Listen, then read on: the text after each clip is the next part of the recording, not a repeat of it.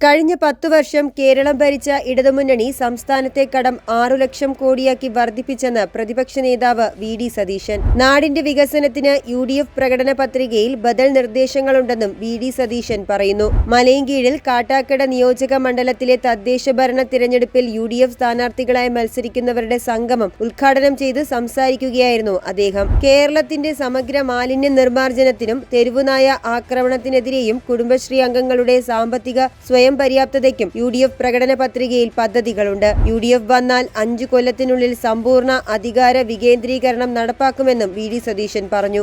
ശബരിമലയിൽ അയ്യപ്പന്റെ സ്വർണം മോഷ്ടിച്ചവർക്കെതിരെ CPM-ൽ യാതൊരു നടപടിയുമില്ല. അകത്തായവർ പുറത്തുള്ളവരുടെ പേര് പറയുമെന്ന ഭയമാണ് പാർട്ടിയിലുള്ളത്. ജയിലിലേക്ക് പോകുന്നവരുടെ ഘോഷയാത്ര കാണാനിരിക്കുന്നതേയുള്ളൂ. 2019-ൽ ദ്വാരപാലക ശില്പം കോടീശ്വരന് വിറ്റവർ 2025-ലും ഇത് ആവർത്തിക്കാൻ ശ്രമിച്ചപ്പോഴാണ് കോടതിയുടെ ഇടപെടലുണ്ടായത്. ഉണ്ണികൃഷ്ണൻ പോറ്റിയുമായി മുൻപ് തന്നെ അടുത്ത ബന്ധമുള്ളയാളാണ് കടകംപള്ളി സുരേന്ദ്രനെന്നും ഇതിനുള്ള തെളിവുകൾ നൽകാൻ തങ്ങൾ തയ്യാറാണെന്നും പ്രതിപക്ഷ നേതാവ് പറഞ്ഞു.